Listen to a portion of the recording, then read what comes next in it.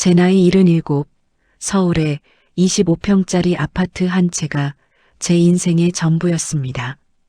7년 전 남편이 암으로 세상을 떠난 뒤 저는 이 집에서 남편과의 추억을 끌어안고 홀로 살아왔습니다. 그런 제게 며느리 미선이는 친딸과도 같은 존재였습니다.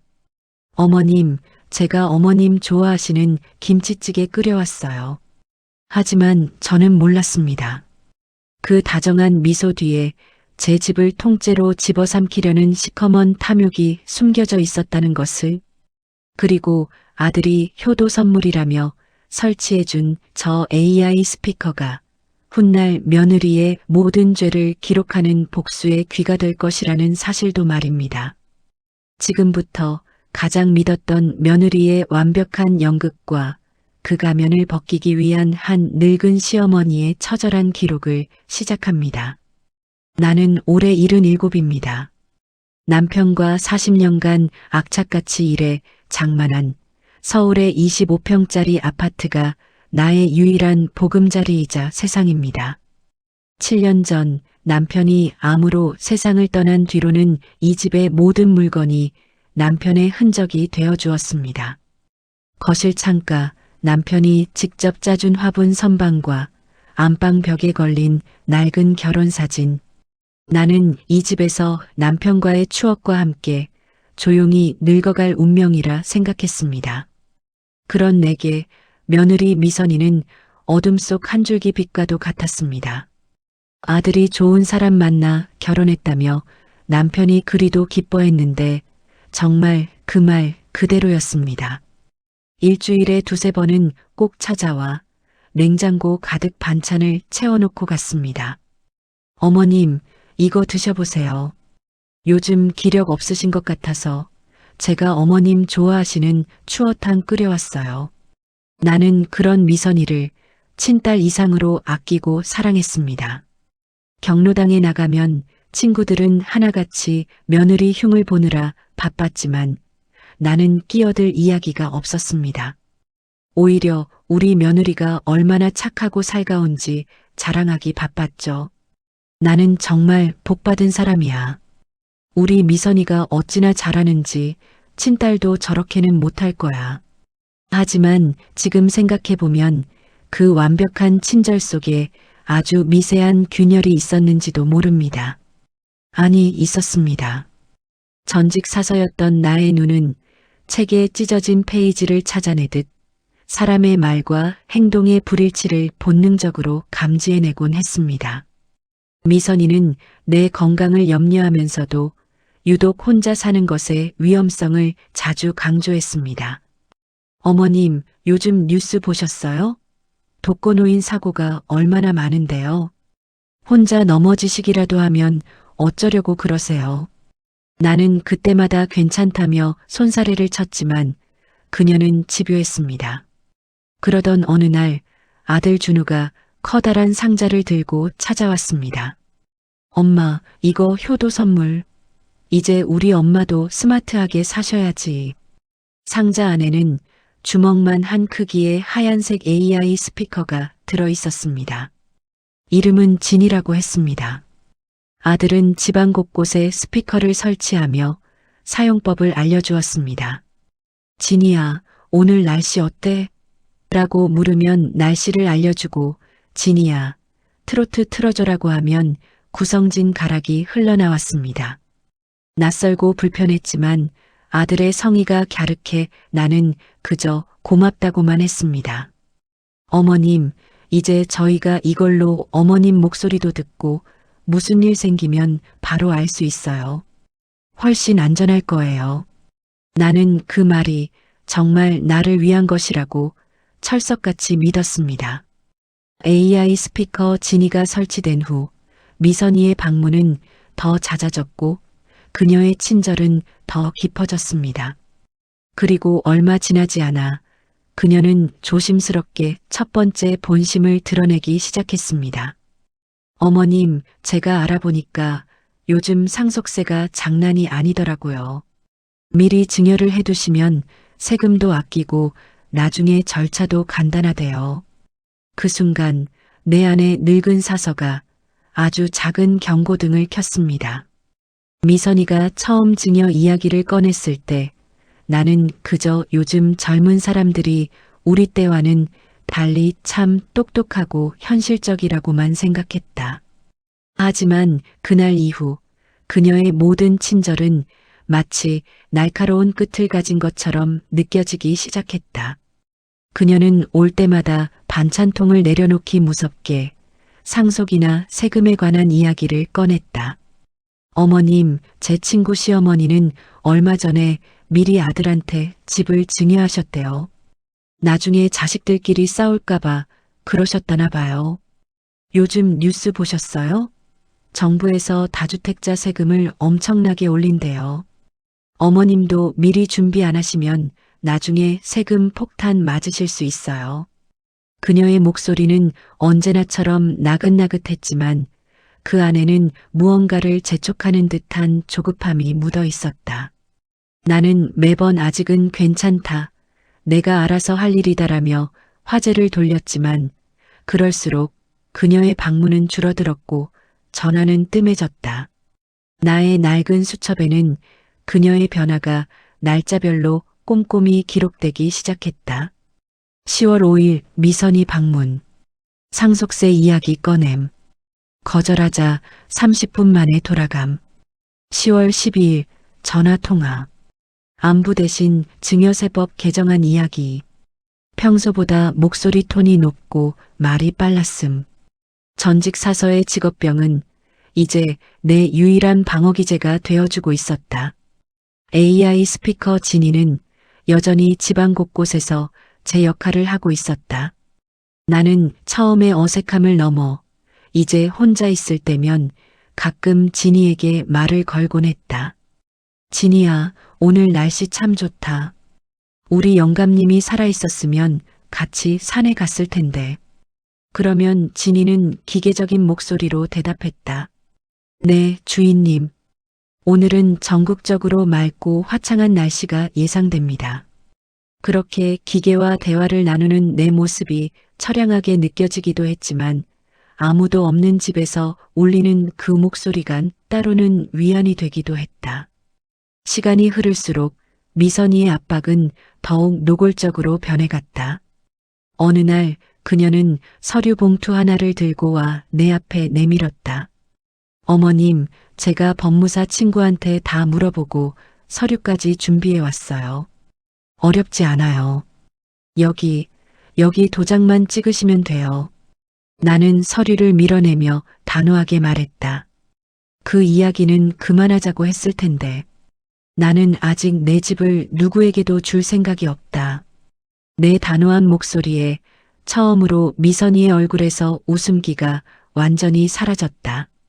그녀의 입술이 파르르 떨리는 것을 나는 놓치지 않았다. 그녀는 아무 말 없이 분노가 담긴 눈으로 나를 쏘아보다가 쾅 하고 문을 닫고 나가버렸다. 그날 이후 그녀의 전화는 완전히 끊겼다. 아들 준우에게 전화를 걸어 손주들 목소리라도 듣고 싶었지만 그때마다 미선이가 전화를 가로채곤 했다.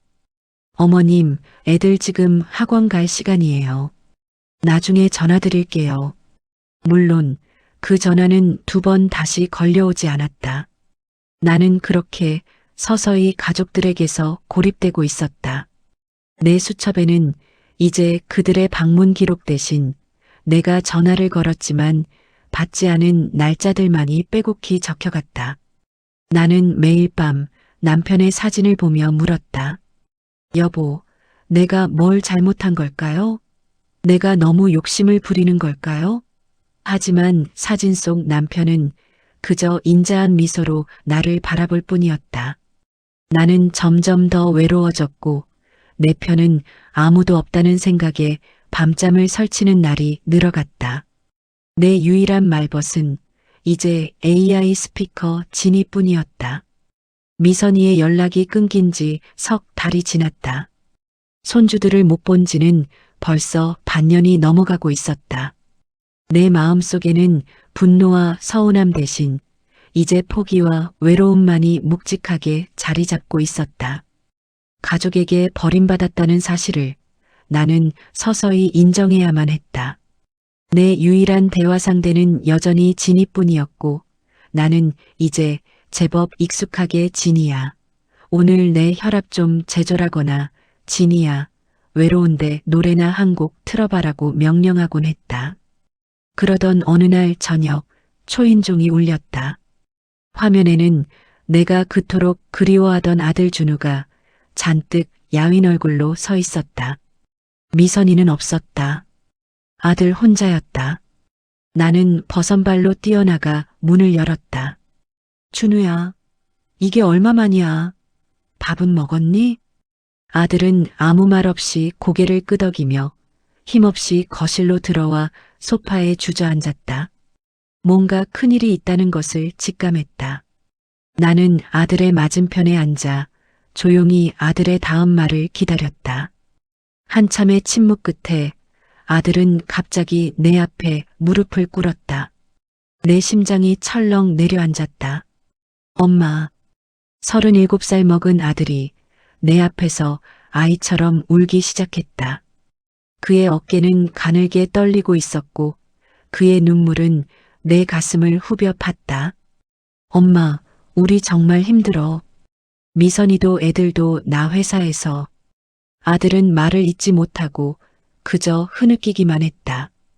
어떤 어미가 자식의 눈물 앞에서 강할 수 있을까?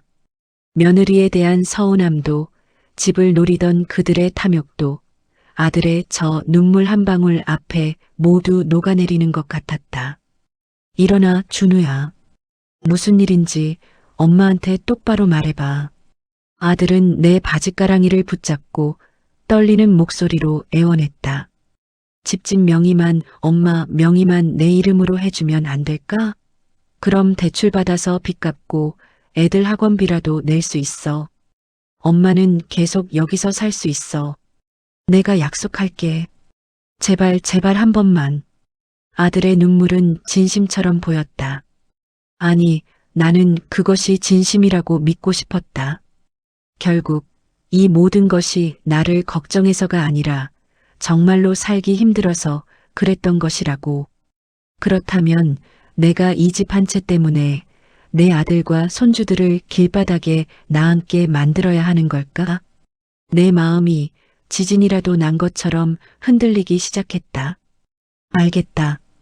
엄마가 생각해 볼게. 그러니 그만 울고 일어나. 내 말에 아들의 얼굴에 희미한 희망이 비쳤다. 그는 내 손을 잡으며 몇 번이고 고맙다고 죄송하다고 말했다. 그 차가웠던 손이 오늘은 유난히 뜨겁게 느껴졌다. 아들이 돌아간 후 나는 깊은 고뇌에 빠졌다. 친구 영숙이의 경고가 귓가에 맴돌았지만 자식의 눈물은 그 어떤 경고보다 강했다. 나는 밤새 뒤척이다. 결국 결심했다. 그래, 내 아들을 믿자. 평생을 바쳐 키운 내 아들인데. 다음 날 아침 나는 아들에게 전화를 걸어 도장을 찍어주겠다고 말했다. 수화기 너머로 아들의 기뻐하는 목소리가 들려왔다. 내 마음 한편이 아려왔지만 동시에 아들을 도울 수 있다는 생각에 안도감이 들기도 했다. 모든 것이 끝났다고 생각했던 그날 밤이었다. 나는 무료함을 달래기 위해 AI 스피커 지니에게 클래식 음악을 틀어달라고 했다. 그런데 어찌된 일인지 음악 대신 이상한 잡음과 함께 낯익은 목소리가 흘러나왔다. 며칠 전 우리 집에서 아들과 내가 나누었던 대화였다. 엄마, 우리 정말 힘들어. 아들의 울음 섞인 목소리가 스피커를 통해 다시 흘러나왔다. 나는 깜짝 놀라 진이야, 꺼져. 라고 외쳤지만 스피커는 멈추지 않았다.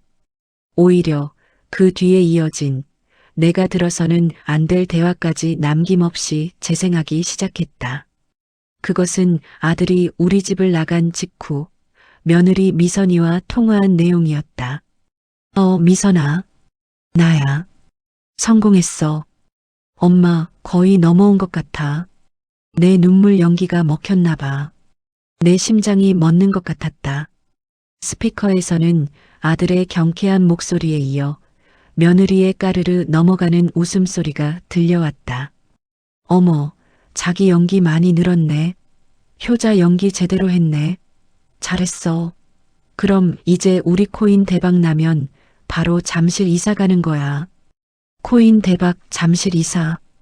아들의 눈물과 AI 스피커가 들려준 진실. 그 결정적인 불일치 앞에서 내 세상이 산산조각 났다.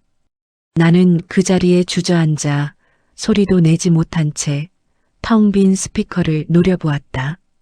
차갑고 무감정한 기계음만이 내 귀에 대고 속삭이는 듯했다. 주인님, 이것이 진실입니다. AI 스피커 진이가 들려준 진실은 내 남은 인생을 송두리째 바꿔놓았다. 더 이상 눈물은 흐르지 않았다. 배신감에 몸을 떨던 시간도 끝났다. 내 마음속을 가득 채운 것은 차갑고 단단한 강철 같은 분노와 반드시 이 모든 것을 되돌려주겠다는 서늘한 결심뿐이었다. 나는 더 이상 슬퍼하는 엄마가 아니었다. 나는 내 인생의 마지막 전쟁을 준비하는 늙은 병사였다. 나는 그날 밤 뜬 눈으로 밤을 새웠다.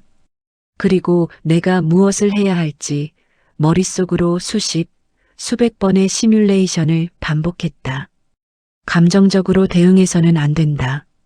저들은 나를 아무것도 모르는 늙은이로 보고 얕잡아 보고 있다. 바로 그 점을 나는 역이용해야만 했다. 나는 아침이 밝자마자 아들에게 전화를 걸었다. 내 목소리는 아무것도 모르는 자식의 눈물에 마음이 약해진 엄마의 목소리였다. 준우야, 나다. 어젯밤에 내가 다녀가고 나서 밤새 고민했다. 내 뜻대로 해주마. 진명에 내 앞으로 넘겨주겠다. 수화기 넘어 아들의 숨막히는 침묵이 흘렀다. 그는 자신의 귀를 의심하는 듯했다. 이내 그는 감격에 찬 목소리로 거의 울먹이며 말했다. 엄마, 정말이야? 정말 고마워, 엄마. 평생 은혜 잊지 않을게. 나는 아무렇지 않게 그의 효자 연기를 받아주었다. 이 모든 통화 내용 역시 진이가 충실하게 기록하고 있을 터였다. 모든 준비는 끝났다. 이제 내 복수를 완성시켜줄 마지막 퍼즐 조각을 찾을 시간이었다. 나는 수화기를 들고 30년간 거의 연락하지 않았던 한 사람에게 전화를 걸었다. 국립도서관에서 내가 가장 아끼던 후배, 윤지수. 어린 시절부터 컴퓨터에 천재적인 재능을 보였던 그녀는 이제 대한민국 최고의 디지털 포렌식 전문가가 되어 있었다. 선배님, 이게 얼마만이에요? 잘 지내셨어요? 오랜만에 듣는 그녀의 밝은 목소리에 잠시 마음이 흔들릴 뻔했다. 하지만 나는 곧 평정심을 되찾았다. 지수야, 부탁할 게 있다. 아주 중요한 일이야. 혹시 오늘 저녁에 잠시 만날 수 있을까? 그날 저녁 우리는 도서관 근처의 한적한 찻집에서 만났다. 그녀는 여전히 명랑하고 똑똑해 보였다. 나는 아무런 서론 없이 내가 지난 몇 달간 꼼꼼히 기록해 온 수첩과 AI 스피커의 모든 음성 파일이 담긴 USB를 그녀의 앞에 내밀었다. 이게 뭐예요, 선배님? 그녀는 의아한 표정으로 USB를 자신의 노트북에 연결했다. 나는 그녀가 파일들을 확인하는 동안 아무 말 없이 차만 마셨다. 처음에는 가벼운 표정으로 파일을 열던 그녀의 얼굴은 시간이 지날수록 점점 굳어갔다. 아들의 눈물 연기, 며느리의 웃음소리, 그리고 코인과 잠실 아파트를 운운하는 그들의 대화. 모든 기록을 확인한 그녀는 마침내 고개를 들어 나를 바라보았다. 그녀의 눈에는 존경과 분노, 그리고 연민이 뒤섞여 있었다. 선배님, 이건 완벽한 사기 계획의 증거 자료예요. 선배님의 이 기록이 없었다면 그냥 당하실 뻔했어요. 그녀는 분노에 찬 목소리로 말했다. 전직 사서의 꼼꼼함이 내 인생을 구한 것이다. 지수야, 나는 저들에게 가장 완벽하고 처절하게 복수하고 싶다. 내 도움이 필요해. 내 말에 그녀는 망설임 없이 고개를 끄덕였다. 그녀의 눈빛은 이제 사건을 맡은 전문가의 눈빛으로 변해 있었다. 걱정 마세요, 선배님. 제가 가진 모든 기술을 동원해서 저 인간들의 디지털 세계를 샅샅이 뒤져드리겠습니다. 문자, 카톡, 이메일, 계좌 내역까지 단 하나의 흔적도 놓치지 않을 겁니다. 우리의 동맹은 그렇게 결성되었다. 이제 나는 혼자가 아니었다. 나의 아날로그적인 기록과 그녀의 디지털적인 기술이 만났다. 며느리 박미선은 자신이 상대하고 있는 늙은 시어머니가 사실은 대한민국 최고의 정보 분석가와 디지털 포렌식 전문가 2명이라는 사실을 꿈에도 모를 터였다. 나의 전화 한 통에 집안의 분위기는 거짓말처럼 다시 예전으로 돌아왔다. 미선이는 다음 날 아침 마치 아무 일도 없었다는 듯 커다란 과일 바구니를 들고 나를 찾아왔다. 그녀의 얼굴에는 예전의 그 살갑고 다정한 미소가 다시 걸려 있었다. 어머님, 역시 저희 생각해 주시는 건 어머님밖에 없어요. 정말 감사해요. 그녀는 내 손을 잡고 눈물까지 글썽이며 감격했다. 나는 그런 그녀를 보며 속으로 차갑게 웃었다. 악어의 눈물. 하지만 나는 아무것도 모르는 자식의 성공에 기뻐하는 늙은 엄마의 얼굴로 그녀를 맞았다. 그래, 너희가 잘 된다면야 이까지 집 한 채가 대수겠니? 다 너희들 주려고 내가 평생 고생한 거지. 내 말에 그녀의 눈빛이 탐욕으로 번뜩이는 것을 나는 놓치지 않았다. 그 후 며칠 동안 지수는 내 아들 내외의 모든 디지털 흔적을 샅샅이 뒤졌다. 그녀가 복원해낸 문자 메시지와 이메일 내역은 내 예상이 맞았음을 증명하고도 남았다. 미선이는 유망한 코인에 투자하면 대박을 터뜨릴 수 있다는 사기꾼의 말에 속아 이미 수천만 원의 빚을 지고 있었다. 그녀는 내 집을 담보로 거액을 대출받아 그 빚을 갚고 한탕을 노리고 있었던 것이다. 아들 준우는 그런 아내를 말리기는커녕 옆에서 부추기며 거들고 있었다. 모든 증거는 차곡차곡 쌓여가고 있었다. 이제 남은 것은 그들이 내 앞에서 직접 범죄를 저지르는 결정적 장면을 확보하는 것뿐. 나는 지수와 함께 마지막 함정을 설계했다. 드디어 약속한 날이 되었다. 미선이는 중요한 서류이니 실수가 없어야 한다며 법무사까지 대동하고 나타났다. 나는 일부러 더 어리숙하고 정신없는 노인처럼 행동했다. 어휴, 내가 이런 건 잘 몰라서 그러는데 이게 다 뭐니? 미선이는 친절하게 웃으며 서류들을 내 앞에 펼쳐놓았다. 어머님, 이건 증여 계약서고요. 이건 인감증명서 복잡하게 생각하실 거 없어요. 그냥 제가 가리키는 곳에 도장만 찍으시면 돼요. 나는 지수의 조언에 따라 돋보기 안경을 쓴 채 일부러 서류 내용을 아주 천천히 소리내어 읽기 시작했다.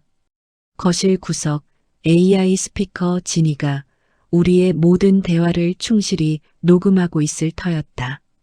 어디 보자 본 부동산의 모든 권리를 수중인 박미선에게 증여하며 일체의 권리를 포기한다.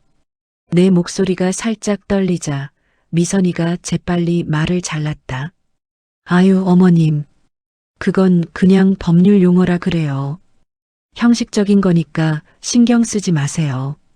나는 순진한 얼굴로 고개를 끄덕였다. 그리고 마침내 인감도장을 들어 그녀가 가리키는 곳에 쿵 하고 힘껏 내리찍었다. 그 순간 미선과 법무사의 얼굴에 스쳐 지나가는 안도감과 희열을 나는 똑똑히 보았다. 내 가슴 속에서는 천불이 났지만 내 얼굴에는 그저 자식을 위해 모든 것을 내어준 어머니의 자애로운 미소만이 걸려 있었다. 이 모든 장면은 지수가 며칠 전 몰래 내 안경테에 설치해둔 쌀알만한 크기의 초소형 카메라에 고스란히 녹화되고 있었다. 모든 서류 작업이 끝나자 미선이는 이제껏 본 적 없는 가장 환한 미소를 지으며 내 손을 잡았다. 어머님, 정말 감사해요. 이제 저희가 평생 잘 모실게요. 걱정 마세요. 나는 그 손을 마주 잡으며 나지막이 말했다. 그래, 이제부터는 너희가 날 잘 모셔야 할 거다. 아주 오랫동안. 내 말의 진짜 의미를 그녀는 꿈에도 알아채지 못했다. 인감도장에 찍힌 잉크가 채 마르기도 전에 며느리 미선이의 세상은 완전히 뒤바뀌었다.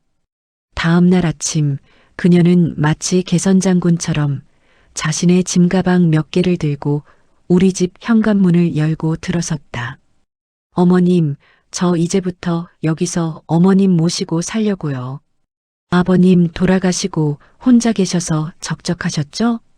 그녀의 목소리는 여전히 꿀처럼 달콤했지만 행동은 그렇지 않았다. 그녀는 내 의견은 묻지도 않고 집안에서 가장 크고 햇볕이 잘 드는 안방을 자신의 방으로 정했다. 그리고 내 짐들을 북향이라 해가 들지 않는 가장 작은 방으로 옮기기 시작했다. 남편과 나의 40년 추억이 담긴 물건들이 그녀의 손에 의해 잡동사니처럼 이리저리 옮겨졌다. 나는 아무 말 없이 그 모든 것을 지켜보았다. 연극은 아직 끝나지 않았다. 명의 이전 절차가 완전히 끝난 일주일 뒤 그녀는 마침내 마지막 가면까지 벗어 던졌다. 그날 저녁 그녀는 소파에 다리를 꼬고 앉아 TV를 보며 과일을 먹고 있었다. 내가 저녁 식사를 차려 그녀의 앞에 놓자 그녀는 힐끗 쳐다보지도 않고 차갑게 말했다. 아, 이제부터는 식사 따로 하죠. 어머님은 작은 방에서 드세요. 거실은 이제부터 제 개인 공간으로 쓸 거니까. 40년을 내 집이었던 공간에서 나는 손님만도 못한 취급을 받게 된 것이다. 나는 묵묵히 내 밥상을 들고 어둡고 차가운 작은 방으로 들어왔다. 방문을 닫는 순간 거실에서 들려오는 그녀의 통화 소리가 벽을 뚫고 들려왔다. 자기야. 나야. 이제 이 집 완전히 우리 거야. 영감탱이? 아, 저쪽 골방에 처박아 놨지. 걱정 마. 곧 대출 실행해서 코인 사면 우리도 이제 강남 가는 거야. 그녀는 더 이상 목소리를 낮추려 노력하지도 않았다. 집안 곳곳에 AI 스피커 진이는 그녀의 모든 만행을, 그녀의 모든 탐욕을 충실하게 기록하고 있었다. 그녀의 학대는 날이 갈수록 심해졌다. 그녀는 내 통장과 카드를 모두 가져가 관리해준다는 명목으로 내 모든 돈줄을 끊었다. 외출이라도 하려고 하면 어디 가세요? 노인네가 싸돌아다니면 위험해요라며 현관문을 막아섰다. 나는 완벽하게 내 집에 감금되었다. 하루 한 끼 그녀가 던져주듯 남긴 찬밥과 김치 쪼가리로 연명했다.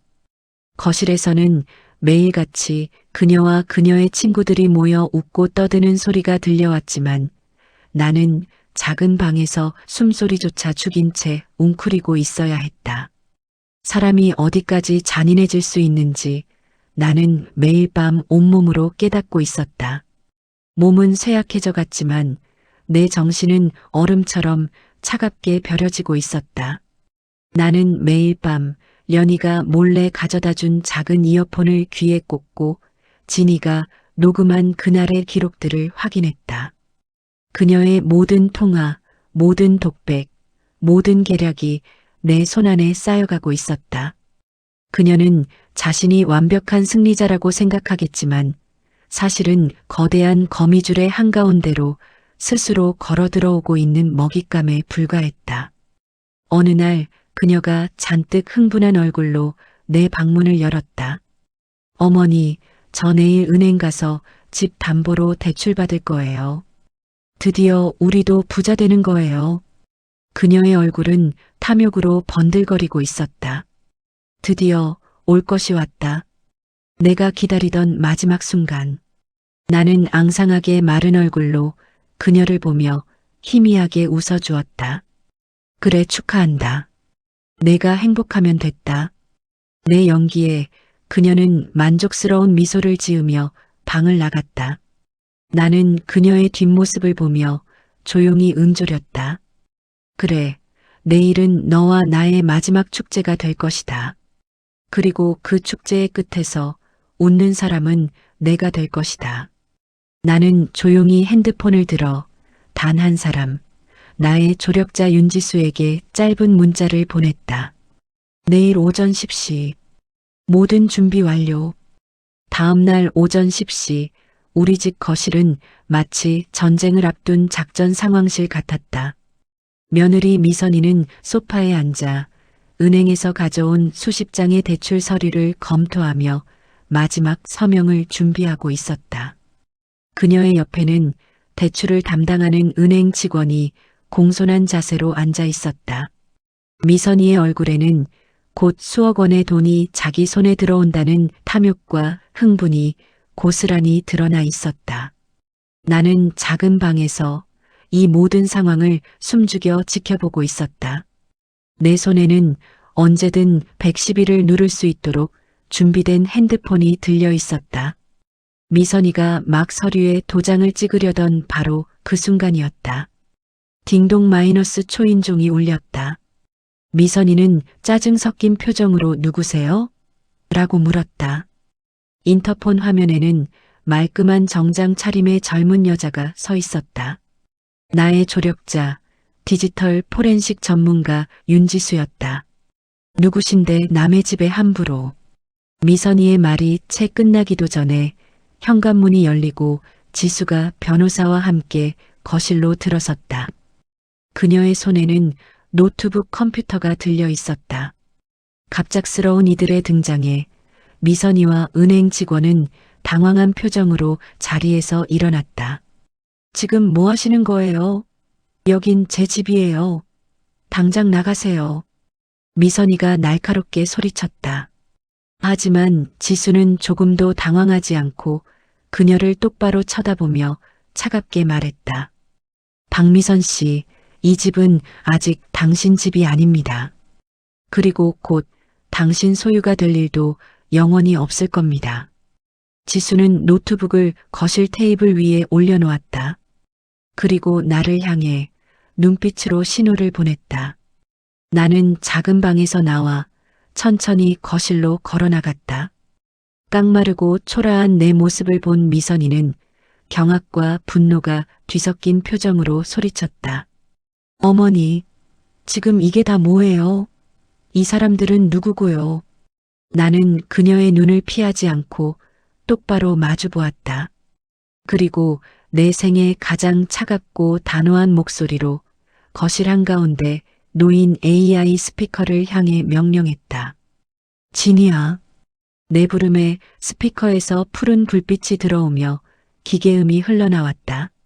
네, 주인님. 무엇을 도와드릴까요? 나는 미선이를 노려보며 다음 명령을 내렸다. 지난 3개월간 박미선의 목소리가 녹음된 모든 기록을 시간 순서대로 거실 전체에 재생해줘. 순간 미선이의 얼굴이 새하얗게 질렸다. 그녀는 그제야 자신이 어떤 상황에 처했는지 깨달은 듯했다. 어머니, 그게 무슨...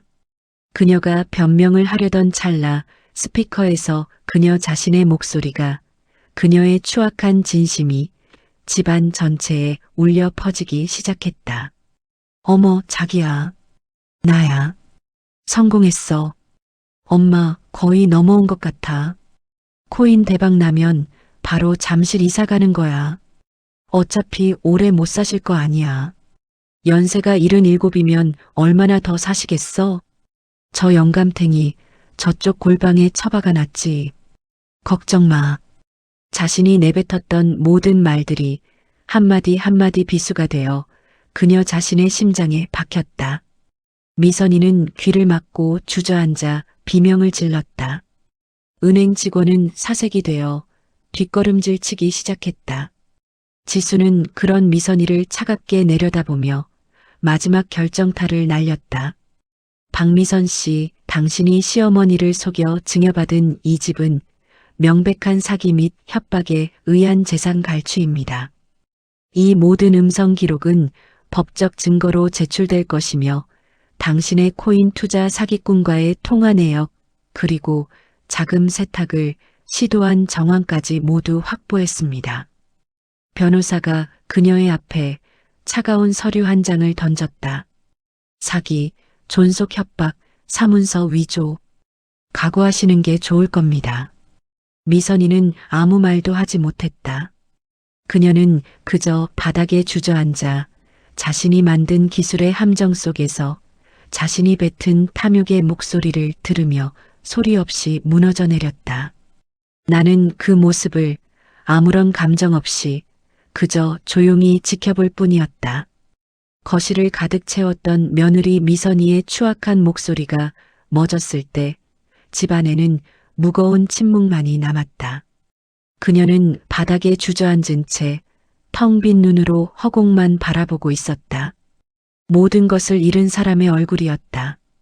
아들 준우는 소파 구석에서 고개조차 들지 못한 채 자신의 어리석음과 비겁함을 온몸으로 곱씹고 있었다. 그들의 완벽했던 계획은 그들이 가장 무시했던 늙은 시어머니의 기록과 그들이 효도 선물이라며 가져다 준 기술에 의해 산산조각 났다. 그 후의 일들은 최 변호사가 된 지수의 도움으로 일사천리로 진행되었다. 미선이는 사기, 존속 협박, 사문서, 위조 등의 혐의로 구속되어 법의 심판을 받게 되었다. 그녀는 마지막까지 시어머니가 치매 증상이 있었다며 발뺌하려 했지만 내가 수개월간 기록한 수첩과 AI 스피커의 녹음 파일, 그리고 안경 카메라의 영상은 그녀의 모든 주장을 허무하게 만들었다. 아들 준우는 범행에 소극적으로 가담한 점, 그리고 뒤늦게나마 모든 것을 자백하고 반성한 점이 참작되어 집행유예를 선고받았다. 나는 아들과 며느리에게 빼앗겼던 내 집의 명의를 다시 되찾았다. 하지만 나는 더 이상 그 집에 머물고 싶지 않았다. 그 집의 모든 벽과 가구에는 너무나도 아픈 배신의 기억과 처절했던 복수의 흔적이 새겨져 있었다. 나는 며칠 뒤 그 집을 부동산에 내놓았다. 그리고 그 돈으로 내가 평생을 꿈꿔왔던 일을 시작하기로 결심했다. 3개월 후 동네의 한적한 골목에 작은 간판이 내걸렸다. 수정 책방. 그것은 단순한 책방이 아니었다. 따뜻한 차와 함께 책을 읽을 수 있는 작은 도서관이자 동네 어르신들이 모여 이야기를 나누는 사랑방이었다. 나는 그곳의 관장이 되었다. 더 이상 누군가의 엄마도 아내도 시어머니도 아닌 오수정 관장. 나는 내 이름 석자를 되찾은 것이다. 책방 한편에는 작은 강의실을 마련했다. 나는 그곳에서 나의 조력자였던 지수와 함께 동네 어르신들을 위한 디지털 금융사기 예방 교육을 시작했다. 어르신들, 요즘은 목소리까지 흉내내서 돈을 빼앗아 간대요. 전화가 오면 무조건 끊고 자식들한테 직접 다시 전화하셔야 해요. 나의 경험담이 섞인 강의는 어르신들 사이에서 큰 인기를 끌었다. 나는 나의 아픈 상처가 다른 누군가에게는 상처를 막아주는 방패가 될 수 있다는 사실에 깊은 보람과 기쁨을 느꼈다. 어느 날 저녁 책방 문을 닫으려는데 한 남자가 문 앞에서 서성이고 있었다. 집행유예로 풀려난 아들 준우였다. 그는 예전보다 훨씬 더 야위고 늙어 보였다. 그는 차마 안으로 들어오지 못하고 문 밖에서 나를 보며 머뭇거렸다.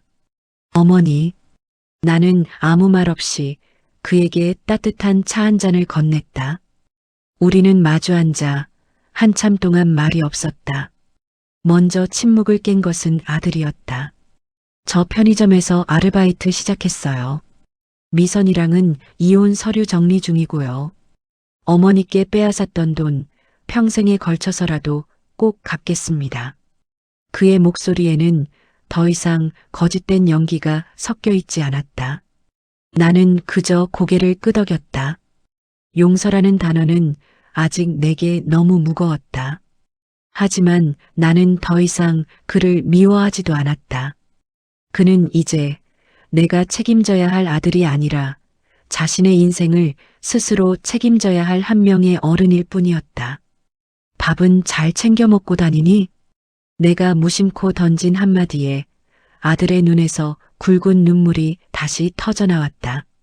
그는 아무 말도 하지 못하고 그저 고개만 숙인 채 오랫동안 울었다. 나는 그의 어깨를 두드려주지 않았다. 그 눈물은 그가 앞으로 평생 감당해야 할 자기 자신의 몫이었다. 아들이 돌아간 후 나는 책방을 정리하며 창밖을 보았다. 거리에 가로등이 하나둘 켜지고 있었다. 그때 책방 한가운데 놓인 AI 스피커 지니가 스스로 불을 켜며 내게 말했다. 주인님, 오늘 하루도 고생 많으셨습니다. 편안한 밤 되세요. 나는 그 차가운 기계음을 들으며 처음으로 환하게 웃었다. 내 인생의 가장 끔찍한 배신을 기록했던 그 목소리가 이제는 내 새로운 시작을 응원해주고 있었다. 나는 더 이상 외롭지 않았다. 내게는 이제 수많은 책들과 좋은 이웃들과 그리고 나 자신을 지켜낼 수 있다는 단단한 믿음이 있었다. 나의 진짜 인생은 이제부터 시작이었다.